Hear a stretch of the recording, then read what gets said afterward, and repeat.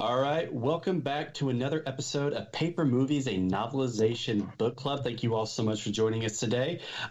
Today we'll be discussing the novelization to Batman, the Tim Burton film from 1989. The novelization is by Craig Shaw Gardner, based on the story by Sam Hamm and the screenplay by Sam Hamm and Warren Scarron. I'm the host for this month. I'm Adam, and joining me, as always, are my co-hosts. We have Matthew from the Geeks Attic. We have Jeremy from Stupid Shane Shaw Productions. Sorry, Matthew, didn't mean to... And today I'd like to introduce our special guest. He's an old friend of mine. We also used to work together. We have Tanner from the Scarlet Writers Geek Corner. Tanner, thank you all so much for joining today. Hey, thanks for having me. All right. So, Batman... From 1989, this takes place at the beginning of Batman's career. He's been kind of operating as Batman for about a month now. And during a mob raid on a chemical plant, one of the mobsters who tries to shoot Batman, it backfires, disfigures his face, knocks him into a vat of acid, and now we have the Joker. So, guys, overall thoughts. What did you guys think of this book? Who would like to take it first? I'm going to take it. Let's have Tanner take it. We'll have the guests go first. Oh, wow. No pressure. Okay. Oh, God. How long has it been since I've seen Batman 89? I think the last time I watched it was like 2013, something ridiculous. That's about the same time I saw it last, too. Oh, okay. Well, then at least we're on equal footing now. I liked it. I don't read movie novelizations as much as you guys do, obviously, so I probably don't have anything real grand to add to the conversation. I thought the writing was fairly solid. There were some scenes that obviously weren't in the movie. I think that, kind of getting into spoiler territory, but there was one scene they took out towards the climax that I'm like, okay, they definitely... That was in the movie, and then they didn't put it in the novelization. So I don't know if, like I said, I'm not an expert on how the novelization process goes. So I don't know if maybe he just decided to take that out of the final draft of the book, or that was something added in the movie later. But other than that, I thought the climax flowed fairly well. Felt like I was watching. I can't say I felt like I was watching the movie, but it made me want to go back and watch Batman 89. So, all right, I enjoyed it. Nice. Jeremy, what did you think? Okay, so this is like the perfect length for a movie novelization, because these days we've read, let's see, King of the Monsters was too long, The Predator was really too long, and Halloween was too long. Halloween 2018. They're all like... Well, The Predator's a piece of trash. But I'll use Halloween. Yeah. Halloween's borderline like a really good novel, but it's too long. It's very drawn out. This adds scenes in what I'm assuming what Tanner was getting at is like this is based off of probably an earlier draft, and then they changed things up when they film. That's typically how these things went until Disney took over Star Wars, and then they're written 3 months later. But these things, with this book, I have a complaint. And it's the same complaint I have. I'm going to go back to Star Wars here. I'm very sorry. With Matthew Stover's novel of Revenge of the Sith, where repeating things. I don't like repetition in books. There's a fine line for when it's good and then when it's really obnoxious. And this went into the really obnoxious territory. The whole line of, have you ever danced the devil in the pale moonlight? Is repeated throughout. Oh, yeah. And it reminded me of what I hate in Matthew Stover's novel Revenge of the Sith, where he'd be like, this is Anakin, now. And he'd do it like every 5 chapters, and it's really obnoxious and pretentious, and that started happening here. Also, Batman, in the climax, he keeps going back to when his parents were murdered. That was a little much. But I will say, I like certain things better in this than I do in the movie. Yeah, on that repetition, we also had the Joker's music always saying "Boom Shakalaka." I laughed, so like I wasn't gonna include that because that's so goofy. But they didn't know what the score was going to be like because Danny Elfman literally didn't know until he went on set, and then he wrote the score in an airplane on the way back to America. And I'm sure they also didn't know that Prince was going to be providing some of the songs on the soundtrack. That's right. But I love when Joker's like, "Oh, good old Bob." Oh yeah, good old Bob. Which is that's something I do like is that who wrote this again? This is Craig Shaw Gardner. Never read a book of his, but he really brings out the crazy in Joker, but keeps it original. Right. Which is something that the modern DC comics lack these days. They kind of go with... Now, go ahead. Sorry, I didn't mean to interrupt you. They kind of go with the whole Alan Moore crazy Joker these days because, you know, that's an awesome Joker, and it's great to emulate. Granted, I'm a few years out of comics at this point. Tanner seems to be more the expert than I. No. It's not Adam. Adam just hangs up posters. He's never actually seen a Batman movie. I don't know if you know this or not. Yeah, well, guilty. Yeah. He just he couldn't find 89 Batman, so he watched all the clips on YouTube.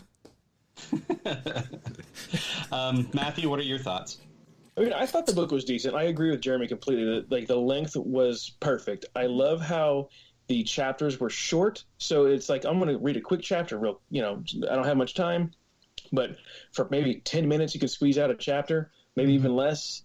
So it made it easy to dissect the book up into, different days or throughout the day. Like, I'm going to sit down and read a little bit here and there. It was the... Can I jump in for a second, Matthew, on this line? Yeah. It was the perfect book to read on your 15-minute break. Yeah. Get through a chapter and be like, yeah. And then get through a couple on your lunch, your half-hour lunch, and then be like, oh, I can get through another chapter of my next 15. That's how I read this book for the most part. Yeah, and that's good. I mean, it'd be nice if more novelizations were like that. Because you said all of the other things just get way too out of hand. And I mean, so much. I mean, nothing tops X-Men 2. That thing's like 800 pages. Oh, wow. Yeah, I mean, this thing is only 225. Yeah, like you said, too, with the repetition of things. Like, towards the end, it felt like it got lazier towards the end. Yes. Some of the descriptions just seemed like they were lacking. It jumped around real quick, and I'm like, what's going on now?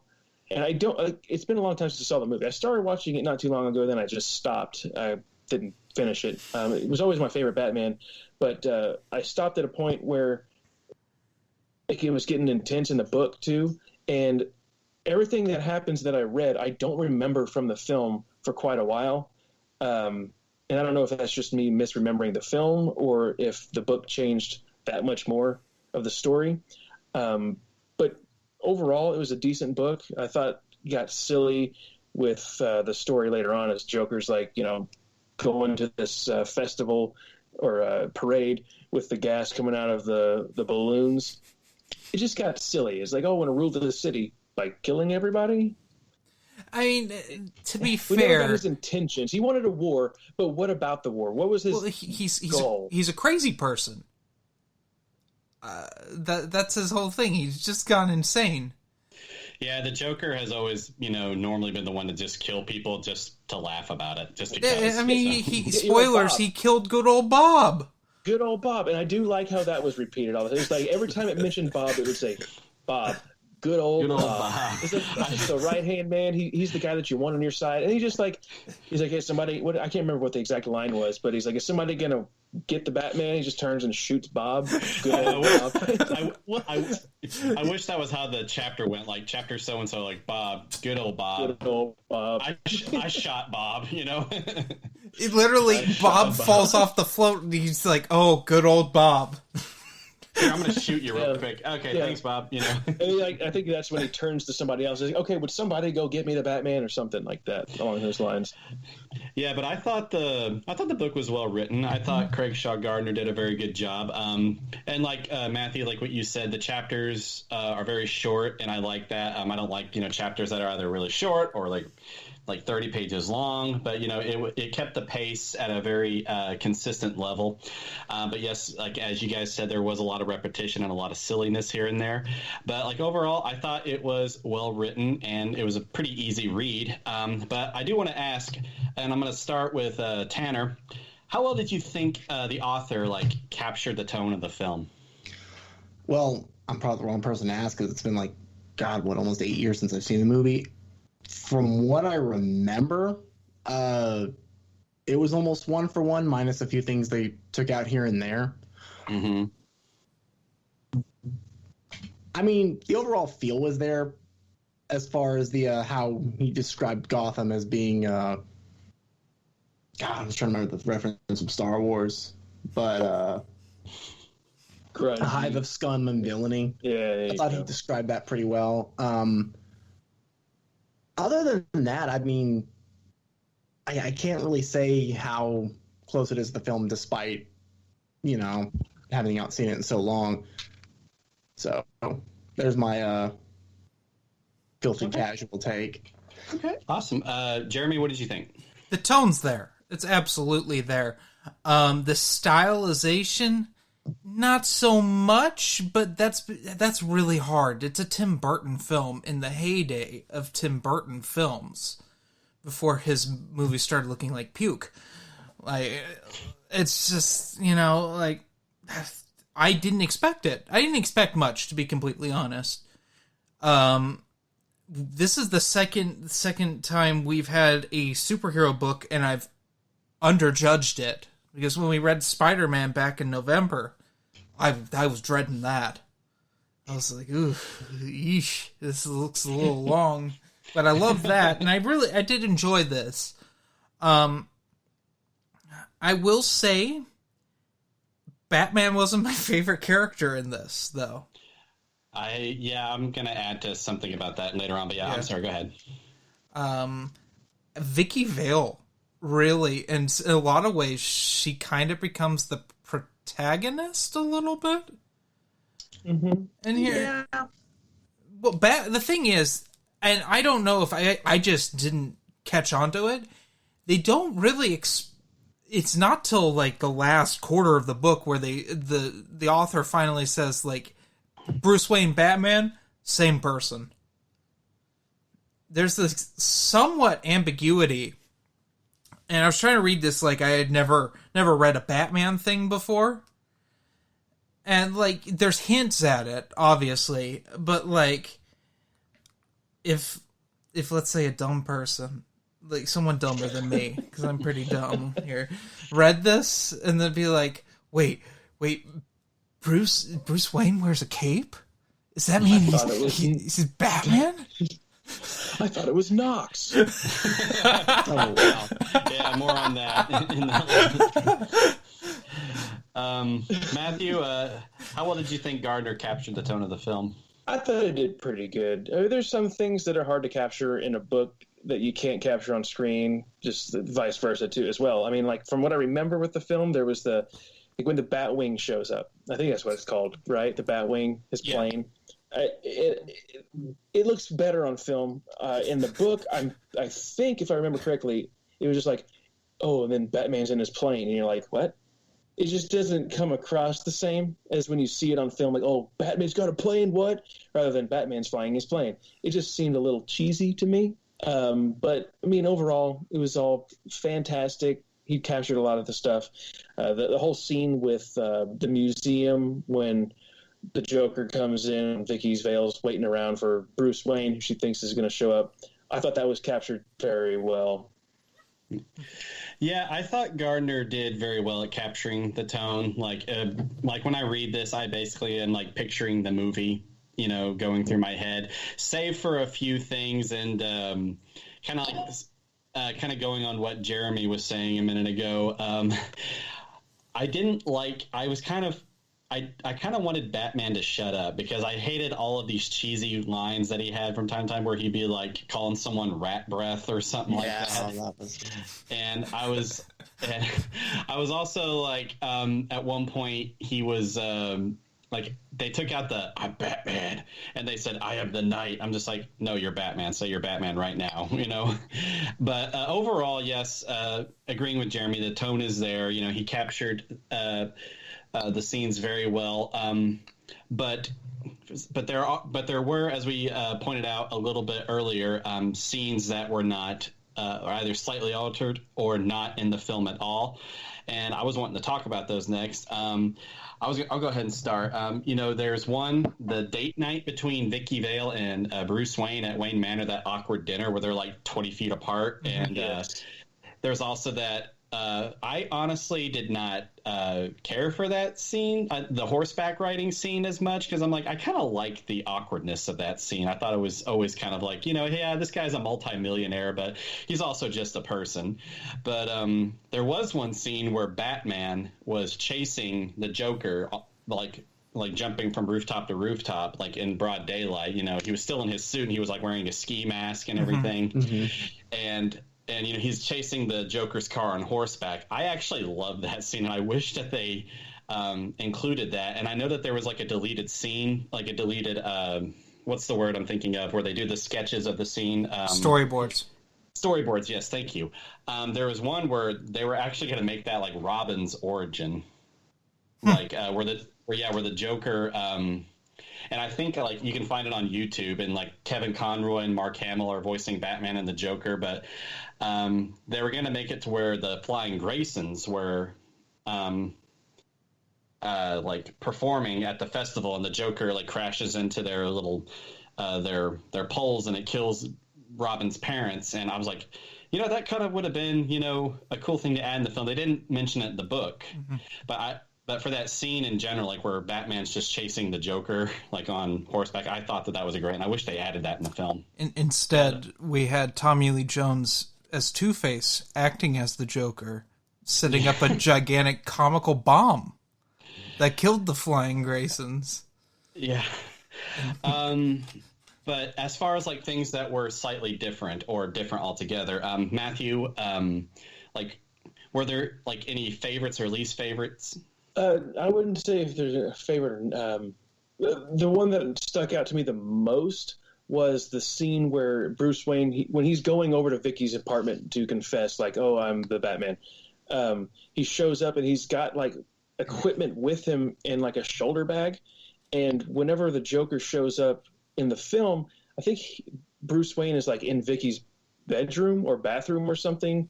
And he finds a metal plate. It might just be in a living room. He like slips it under his shirt, and he gets shot, and it hits the metal plate. In the book, they're like in the kitchen, and they think a bomb has been delivered. And he's about to deactivate it, and when a hand pops up with the roses, and when the guys take Vicky away, Joker, he says his favorite line, and then he shoots Bruce in the kitchen. But he's fine. The bullet kind of grazes him and hits one of his a piece of Batman equipment, so he's fine. But in the film, you know, we got that he shot him, and then Vicky comes back, and like he's gone. So that was the biggest thing that stuck out to me that was different.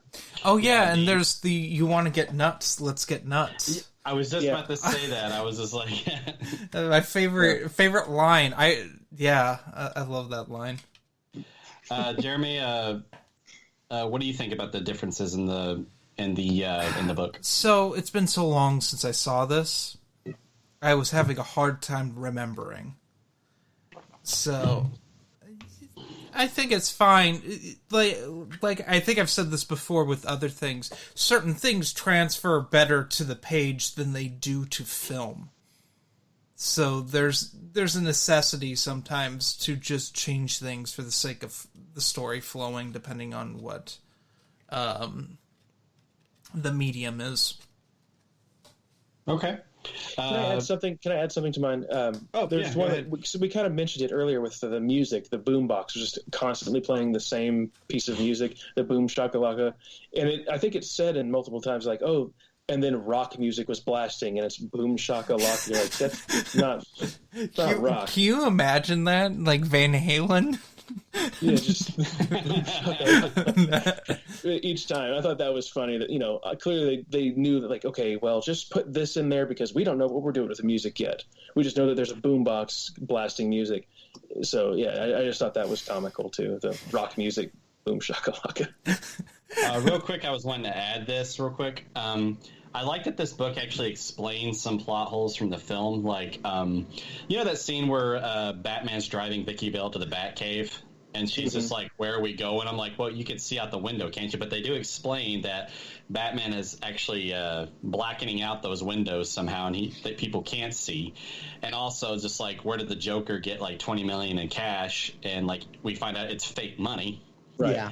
And also, in terms of alternate scenes, there was one that I thought was kind of funny where after, the spoiler, if you haven't seen the movie or read it, but the Joker dies, he falls off the cathedral, and Batman and Vicki Vale, lower themselves to the ground, and they're like, uh-oh, here comes the police. And so Batman just takes off his mask and cape and throws it on Knox and just, hauls tail out of there. And like, they make this whole gag out of just like, we just want to say Mr. Knox is not Batman. And then he says, like, well, Batman's not me. So, but Tanner, was there any difference? Like, I know you said that you've seen the film quite a long time ago, but like, was there anything that like stuck out to you that was different? Yeah. Oh God, I could be completely embarrassing myself here, but what wasn't the climax of the film where the Joker says, "You created me because I fell into those chemicals," and then Batman realizes who he is and says, "What was it?" Oh, was it like he says, "You ever dance with the devil, the pale moonlight?" And he remembers that was like what the Joker said to his Sam after he killed his parents. Yeah. Well, yeah, they nailed that into my head about 30 times towards the end of the book, but I meant like the scene in the movie where, oh God, it's in the climax, but it's When Batman admits to Joker that Joker murdered his parents. Yes. Okay. Yeah. Yeah, that that's there, but he figures that out in the apartment scene before he gets shot in the film. Okay. Yeah, see what I'm saying? I haven't seen the movie in about 8 years. I probably should have rewatched it before I came on here, but because we get the best rendition of the Waynes being murdered on film ever. It's so stylized and looks so nice. In Batman versus Superman, they kind of just gloss over it to the point, like, why would you just put this in the film at all? There's no purpose in here anymore. We've seen Batman's origin twice now. well, that was setting it for the plot twist towards the end of Batman v Superman. Oh God, yeah, the Martha. Oh, yeah. Oh no, I had forgotten that. Greatest plot twist in the history of cinema. So, what was y'all's favorite and least favorite parts of this book? For me, my favorite, like I said, was the rooftop chase scene through the festival and everything. But my least favorite was, Batman being kind of over chatty. Like, like he was a typical superhero with like, the witty one-liners and everything. But I didn't really like that. But Matthew, least favorite moments? My least favorite would probably be the extended date scene. That was kind of lame. I did like the scene in the film much better. It's like me and my sister, actually. We used to reenact that moment in the movie all the time. We go sit at the dining room table. Like, can you pass the salt? What? Can you pass the salt when we get up? Like, that was something that we always reenacted all the time growing up. So I prefer that over the books horseback riding nonsense. My favorite moments in the book, jeez, it's tough. Maybe when he becomes the Joker, he goes after he falls into the vat of acid. He goes to his underground surgeon who fixes his face, and he's just like kind of laughing about it. He's like, this is a joke. This is just the punchline of the joke. I liked that. That was pretty cool. I thought that was pretty creepy too. Jeremy? I mean, I already talked about my least favorite part, the repetitiveness with certain things. Favorite part? Ooh, I don't know. I like that Batman was nice to the police officers that were climbing over the Batmobile shields by accelerating slowly so they could fall off. That gave me a little chuckle. Like, oh, that's so nice. It just reminded me of Batman Arkham Knight, when you can literally run over people, but there's like a barrier so they don't die, even though they fall on their heads. Well, he knew their healthcare plan would cover him, so. Yeah. I'm gonna wonder if, like when Bruce Wayne did that in the book, he was just like, okay, writing a check to this person, you know. Which then leads. Can I throw one more thing in there? Yeah. Before I forget, the coffee situation, like the whole police force, they're drugged by the coffee from their work. Was that in the film? Like all the police officers were falling asleep because the coffee was drugged at the police stations. I don't remember that from the film. No, doesn't stick out. I didn't think so. That was kind of cheesy, but anyway, sorry. I mean, the whole beauty products that horribly mutilate people is also goofy, but like it's just classic, you know. Yeah. It's not the Joker taking a bunch of money and throwing it in a pile and lighting it on fire. You know, that's modern Joker. Right. Yeah, I did like the like they were trying to attempt to capture the same like humor that Jack Nicholson was like reading these lines. Like I believe it's still mentioned in the book. Like, and hair color so natural, only your Undertaker knows for sure. Yeah. But Tanner, least favorite moments? Okay, so I think my least favorite moment was probably the beginning. The first chapter, I felt like it dragged a little too long to just kind of get to the point. And like you said, the one-liners with Batman. Another least favorite moment was probably towards the end in the climax where he's climbing the cathedral to the stairs to get to the Joker and Vicki, and it keeps emphasizing how much pain he's in. It's like, okay, we get it. Again, it goes back to the repetitiveness. I think my favorite part would be the climax because I felt like what's his name? Craig Shaw Gardner did a good job painting the picture of how it went fairly. Oh gosh. I know you're. Yeah, I get you, man. I get it too. Yeah, it was very descriptive. Very descriptive. Yeah. But other than that, I mean, you could go into like the horseback riding scene. That was probably the most boring chapter for me. I was just sitting there reading that chapter, going, okay, how many more pages do I have until the next one? Yeah, okay. Am I the only one who liked that? I thought it was fine. So. The I didn't think there was anything wrong with it in principle. Okay, fair enough. Not. Yeah, I mean, it's a break from the action. It wasn't a pass the salt moment, you know? No, that's true. That would have been great to read. That might have been an ad-lib thing because they couldn't get horses that day. That'd be good. How do we fill this gap in? It's like that'd be kind of ironic too. Just like, wait, a billionaire doesn't have horses? Like, we can't explain that. All right. Well, would you guys recommend this book to someone who hasn't seen the film or read the novelization, or would you recommend it at all, Matthew? I would. I mean, it's a fine book. It's got a good beginning, middle, and an end. There are some things that we talked about that were a little bit silly, the repetitiveness and all that stuff. The only thing that's going to be lacking really is the soundtrack. I mean, of course, you got great soundtrack by Danny Elfman. Yeah. Right? He's the Batman score from that is my favorite Batman score. It's my favorite score of all time. Yeah. You like that over Batman Returns?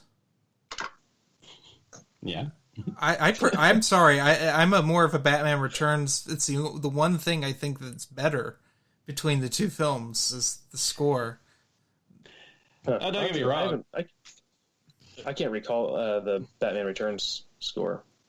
I like the Batman Returns score. I really do. But I just like, I don't know. I just kind of feel like the music for this film, just really, hits. Oh yeah, these are definitely Danny Elfman's best two scores. Yeah, but yeah, I recommend the book. Say recommend it over the movie. I don't know. I mean, there's a lot of iconic moments from the film. We got the coolest, in my opinion, the coolest Batmobile in any movie in this film.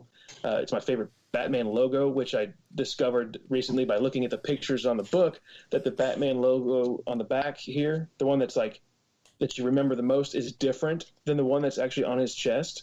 I never noticed that until I read the book, which I prefer the logo on the back of the book. Mm-hmm. My God, but I like this one better. Yeah, I'd never seen that before. I never noticed it.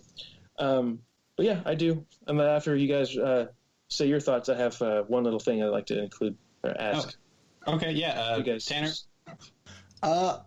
Yeah, I think if you like Batman '89, you owe it to yourself to both watch the movie and read the book, personally, because I think the book has some stuff in it that's not in the movie, and if you're wanting a different perspective, or just some, like you said, some explanations on some plot holes, like the Batmobile windows, or even just what's going on in the Joker's head, I it fills those in. So whether you want to watch the movie first or the book, read the book first, I don't know. That's, your mileage may vary on that one, but I'd recommend it.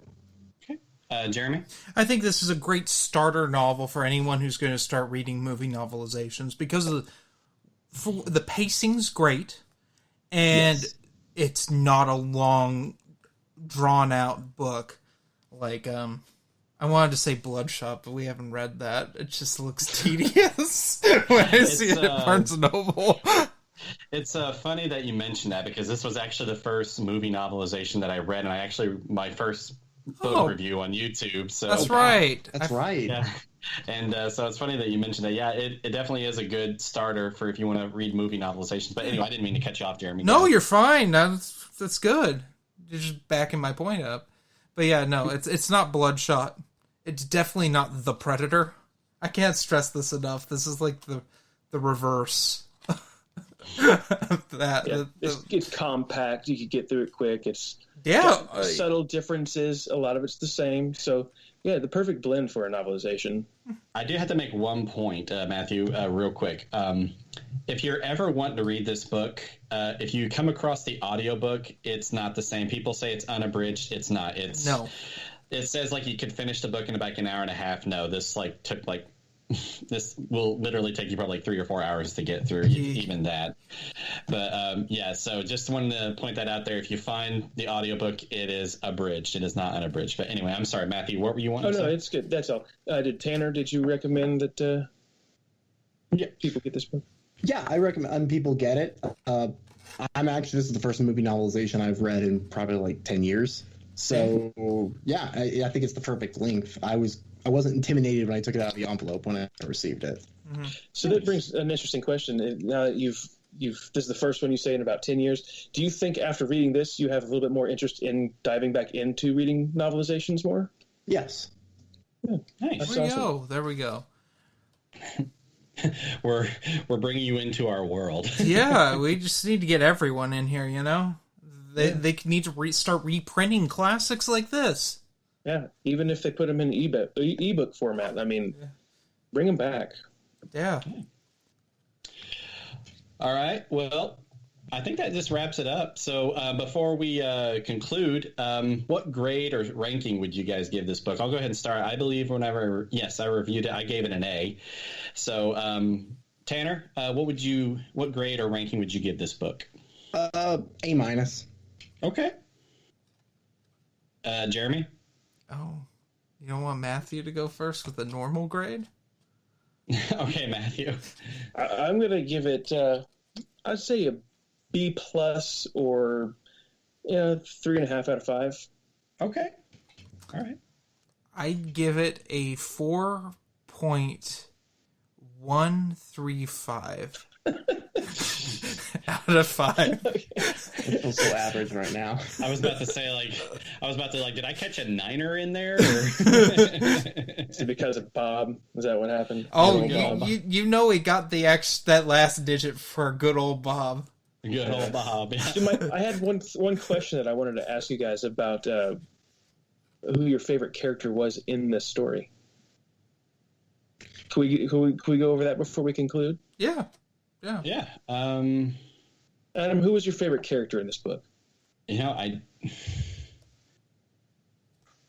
I'll still say Batman, even though that he was like, I didn't like the one-liners. Like Batman without the one-liners.